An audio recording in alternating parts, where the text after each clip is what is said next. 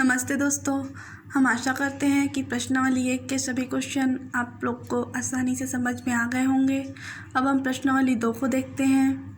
प्रश्नावली 2 में पहला क्वेश्चन है px बराबर x की घात 3 प्लस 3x की घात 2 माइनस 5x प्लस 8 को निम्नलिखित से भाग करें तो शेषफल प्रमेय की मदद से शेषफल ज्ञात कीजिए। दोस्तों, जिसको भाग करते हैं उसको भाज्य कहते हैं और जिससे भाग करना होता है उसको भाजक कहते हैं। अर्थात ये जो दोस्तों ये जो है px वो हमारा भाज्य है और बाकी जो क्वेश्चन है वो भाजक है। अब हमें शेषफल प्रमेय की सहायता से शेषफल ज्ञात करने हैं।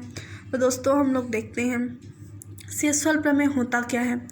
मान लीजिए fx भाज्य है और x माइनस a भाजक, यदि fx को x माइनस a से भाग देते हैं तो शेषफल प्रमेय होता है वह होता है। तो शेषफल क्या होना चाहिए, fa होना चाहिए। तो वही शेषफल प्रमेय है और यही शेषफल है। अर्थात यहाँ माइनस a है तो x की जगह यहाँ पर जो x है वहाँ हम प्लस a रखेंगे और यहाँ पर प्लस a होता तो हम माइनस a रखते। यही शेषफल प्रमेय होता है दोस्तों। अब हम पहला क्वेश्चन देखते हैं। पहला क्वेश्चन भाज्य जो px है वो यह है दोस्तों जो बुक में दिया है और हम पहला क्वेश्चन में x प्लस a ये भाजक है, इसको gx माने। अब शेषफल प्रमेय से शेषफल ज्ञात कर रहे हैं दोस्तों। तो शेषफल को r से डिनोट करते हैं और शेषफल r बराबर यहाँ हम x की जगह px में x की जगह यहाँ पर +1 होने के कारण हम -1 रखेंगे। तो यहाँ जहाँ भी x है हम वहाँ -1 रखेंगे। दोस्तों हमने -1 रखा है। अब -1 को 3 बार गुणा करेंगे तो -1 ही आएगा। +3 लिख दिए हैं दोस्तों। -1 ऋणात्मक संख्या है और यदि ऋणात्मक संख्या की घात सम संख्या हो तब ऋण हट जाता है और 1 की घात तो होने पर 1 ही रहेगा और 3 एकम 3 प्लस माइनस माइनस प्लस होता है दोस्तों। 5 एकम 5 और प्लस 8 है ही। इस तरह हमने लिख दिया दोस्तों। उसके बाद 3 में 1 को घटाएंगे तो यहाँ माइनस होने के कारण घटा दिए, बड़ी संख्या के सामने प्लस है तो प्लस, ये उसको उतार दिए दोस्तों। 5 2 7 और 8 15। इस तरह दोस्तों शेषफल प्रमेय की सहायता से हमने शेषफल ज्ञात कर लिया। यह होता है दोस्तों हम दूसरा क्वेश्चन को भी देख लेते हैं ताकि आपको और अच्छी तरह से समझ में आ जाए। दूसरा क्वेश्चन में भी हम भाज्य इसी को लेंगे दोस्तों और भाजक 2x -1। यहाँ हमें x का मान पता करने के लिए जो भाजक है उसके बराबर में शून्यक लेंगे। तो सबसे पहले -1 को शून्य के इस पार लाएंगे तो +1 हो जाएगा दोस्तों। और 2x के बीच में कुछ नहीं है तो गुणा है दोस्तों, और गुणा को बराबर के इस पार लाते हैं तो वो भाग में हो जाता है। तो 1/2 x का मान पता चल गया दोस्तों। अब हम शेषफल प्रमेय से शेषफल में x की जगह 1/2 रखेंगे और यहाँ px में जहाँ भी x है वहाँ हम 1/2 रखेंगे दोस्तों। तो देखिए दोस्तों हमने 1/2 रख दिया है। अब जो घात है कोष्टक हटेगा तो घात अंश और हर दोनों में लगेगा, तो इस तरह लग गया है दोस्तों। अब उसके बाद 2 का 3 बार गुणा करेंगे तो 8 आएगा दोस्तों और 2 का करके 4 होता है। बोर्डमास के नियम के अनुसार सबसे पहले हम गुणा को हल करेंगे दोस्तों। तो 3 एकम 3, बाकी सबको हमने वैसे ही लिख दिया है। अब हम 2 पद को लेंगे तो 1/8 प्लस 3/4 को लिए हैं दोस्तों। यहाँ पर हम चाहें तो तिर्यक गुणा भी कर सकते हैं, पर तिर्यक गुणा करने से बड़ा संख्या आता है, इसीलिए लघुत्तम समापवर्त का प्रयोग करेंगे दोस्तों। 8 और 4 साइड में कर लेंगे दोस्तों। 8 और 4 में लघुत्तम समापवर्त 8 आएगा दोस्तों। अब 8 का इस 8 से भाग देंगे तो 8 एकम 8 और 8 एकम 8। फिर एक भागफल बचा, उस 1 का ऊपर के 1 के साथ गुणा करते हैं तो 1 एकम 1, बीच में प्लस है दोस्तों प्लस। अब 4 का 8 के साथ फिर से भाग देते हैं तो 4 एकम 4, 4 दूनी 8। जो 2 बचा दोस्तों उसका इस 3 के साथ गुणा करेंगे तो 6 आएगा। तो 6 और 1 7, तो 7/8 आ गया दोस्तों। उसी प्रकार इसका भी करते हैं। 2 और 1 का लघुत्तम समापवर्त 2 आया दोस्तों और 2 का 2 के साथ भाग देंगे तो 1 आएगा और 1 का 5 के साथ गुणा करेंगे तो 5 आएगा दोस्तों। उसी तरह 1 का 2 के साथ भाग देंगे तो 1 एकम 1, 1 दूनी 2 आएगा और 2 का 8 के साथ गुणा करेंगे तो 16 आएगा। अब दोस्तों 16 में 5 को घटाएंगे क्योंकि यहाँ प्लस है और प्लस माइनस माइनस होता है, इसीलिए 16 में 5 किया तो 11। बड़ी संख्या के सामने प्लस है इसीलिए प्लस और बटे में 2 है।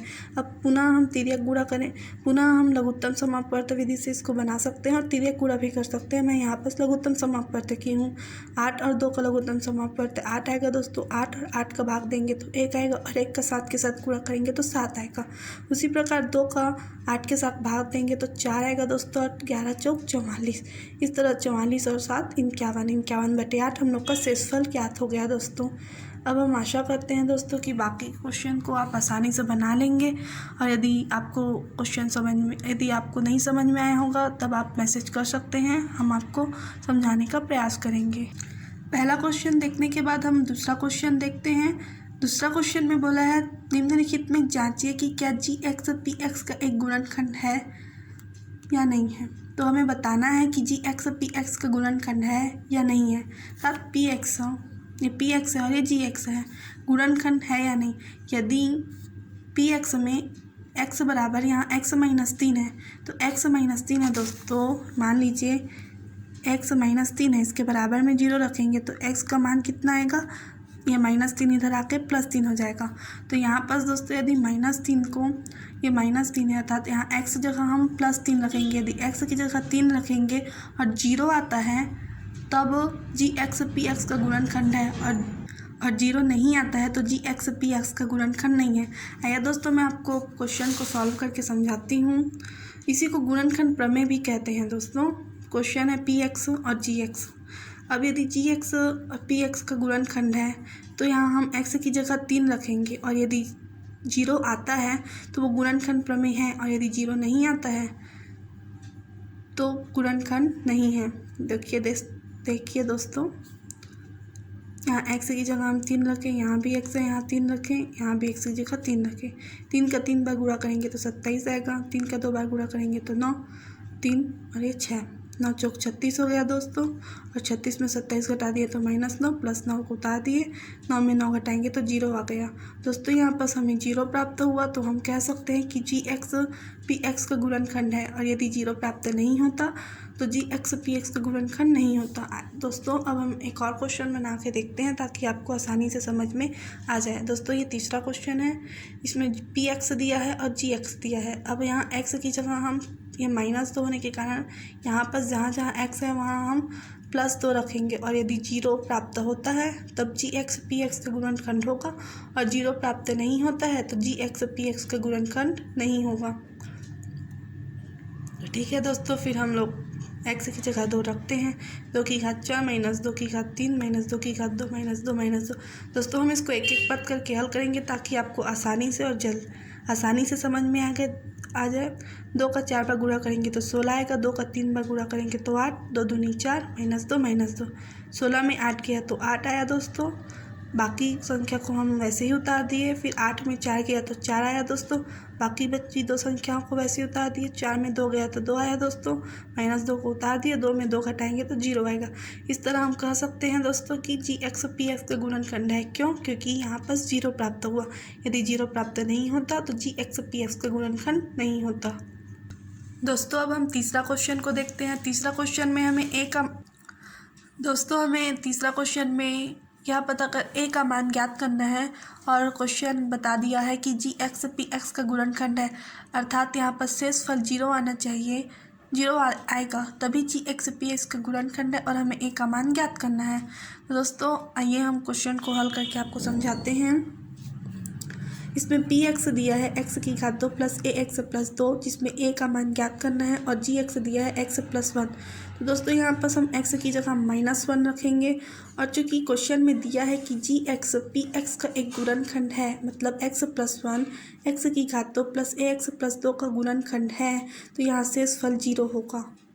दूसरा क्वेश्चन में हमने देखा था दोस्तों, दूसरा क्वेश्चन नहीं बोल रहा था, दूसरा क्वेश्चन में यही था कि यदि जी एक्स पी एक्स का गुणनखंड है तो शेषफल 0 आना चाहिए, और यहाँ पर पहले से बता दिया है कि गुणनखंड है, तो यहाँ पर हम बराबर 0 लेंगे और x की जगह -1 रखेंगे यहाँ, क्योंकि +1 है। तो इस तरह हमने -1 रख दिया है दोस्तों। अब चूँकि माइनस एक ऋणात्मक संख्या और 1 का वर्ग करने पर सम संख्या होने के कारण माइनस संख्या हट गया, और 1 का 2 बार गुणा करने पर 1 ही आएगा।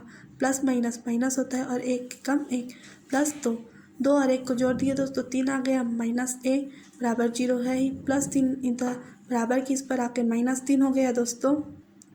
और सेम संख्या होने की सेम चिन्ह होने के कारण ये माइनस माइनस कट गया, तो a बराबर 3 हो गया। इस तरह हमें a का मान पता चल गया। उसी तरह दोस्तों आप तीसरा क्वेश्चन को भी बना सकते हैं, बना लीजिएगा। और यदि आपको समझ में नहीं आएगा तो आप बताइएगा, हम इसका वीडियो बना देंगे। चौथा क्वेश्चन में x की जगह t लिया है दोस्तों, बाकी सब वैसी सेम है, उसमें भी a का ही मान ज्ञात करना है। मैं आपको 5वां क्वेश्चन बनाती हूँ, जिससे आपका ये पूरा क्वेश्चन समझ में आ जाएगा।